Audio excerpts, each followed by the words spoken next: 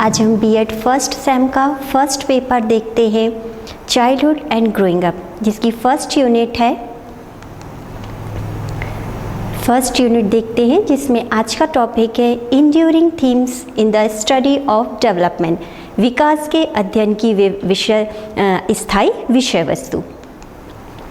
जिसमें सबसे पहले हम देखते हैं कि प्रिंसिपल्स ऑफ डेवलपमेंट, विकास के नियम क्या होते हैं।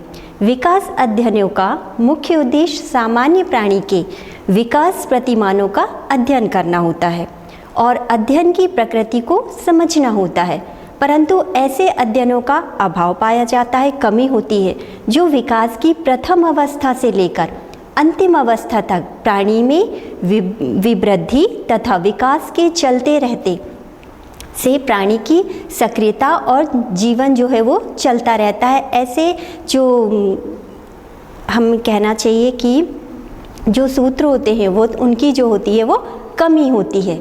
इसमें फर्स्ट हम देखते हैं कि विकास बहुमुखी और बहुआयामी होता है। विकास में न केवल शारीरिक पक्ष को सम्मिलित किया जाता है, बल्कि मानसिक, क्रियात्मक, नैतिक, सामाजिक, संवेगात्मक, सृजनात्मक और संज्ञात्मक बौद्धिक पक्ष को भी सम्मिलित किया जाता है। मीन्स प्राणी का सर्वांगीण विकास जिसमें निहित होता है। बाल्यावस्था के पश्चात किशोरावस्था का प्रारंभ होता है, जिसमें बालकों की रुचियों, अभिरुचियों, समायोजन, संतुलन और व्यक्तित्व आदि से संबंधित समस्याओं को दूर करने का प्रयास किया जाता है, ताकि उनका बहुआयामी विकास हो सके। मध्यावस्था तथा प्रौढ़ावस्था में सामाजिक विकास संबंधी समस्याओं का अध्ययन किया जाता है। अर्थात हम कह सकते हैं, दूसरे शब्दों में हम कह सकते हैं कि विकास एक बहुआयामी और बहुमुखी प्रक्रिया है, जिसमें मानव के विभिन्न पक्षों का अध्ययन किया जाता है। किन किन पक्षों का अध्ययन किया जाता है वो देखते हैं। सबसे पहले आता है मानसिक या बौद्धिक विकास कैसे होता है। बौद्धिक विकास के अंतर्गत समस्त प्रकार की मानसिक शक्तियों, कल्पना शक्ति, निरीक्षण शक्ति, सोचने विचारने की शक्ति, स्मरण याद रखना, एकाग्रता, सृजनात्मकता, संवेदना, प्रत्यक्षीकरण और सामान्यीकरण से संबंधित शक्तियों का विकास सम्मिलित होता है। नेक्स्ट आता है भाषात्मक विकास। भाषात्मक विकास में बालक के अपने विचारों की अभिव्यक्ति के लिए भाषा का जानना और उसके प्रयोग से संबंधित योग्यताओं का विकास शामिल होता है। शारीरिक परिवर्तन के अंतर्गत बच्चे की लंबाई, चौड़ाई, उसका बढ़ना, भार में उसकी वृद्धि, मांसपेशियों में सुदृढ़ता और उसके शारीरिक विकास का घोतक होता है, संकेत होता है। आगामी संकट को जानना, पहचानना और संज्ञानात्मक पक्ष का परिचायक होता है।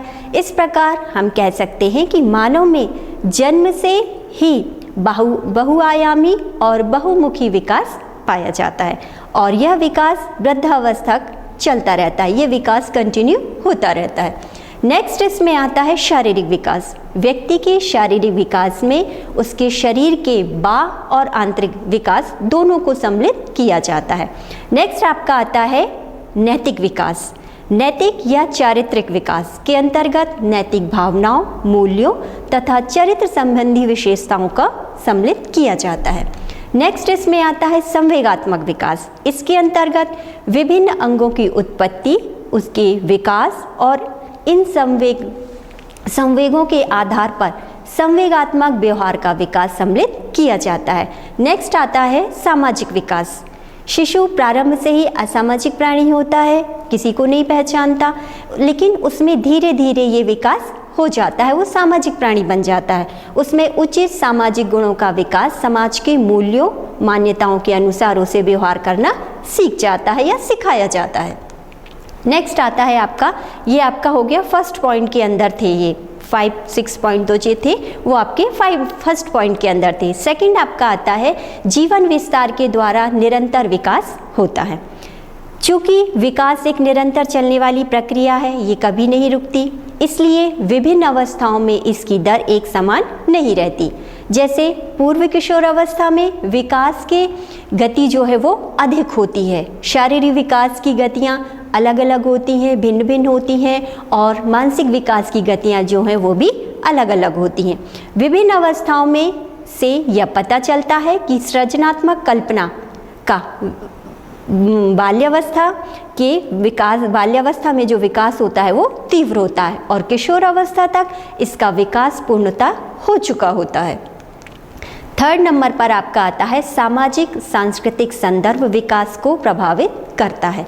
जिन बच्चों को उच्च स्तर की भौतिक सुविधाएं प्राप्त होती हैं उनका विकास निम्न सामाजिक आर्थिक स्तर के बच्चों की तुलना में अधिक तेजी से होता है। यदि उन्हें अधिक सुविधाएं दी जाएंगी तो उनका विकास जो है, बौद्धिक विकास जो है वो अधिक तेजी से होगा, क्योंकि ऐसे बच्चों को कुछ सुविधाएं जल्दी प्राप्त हो जाती हैं।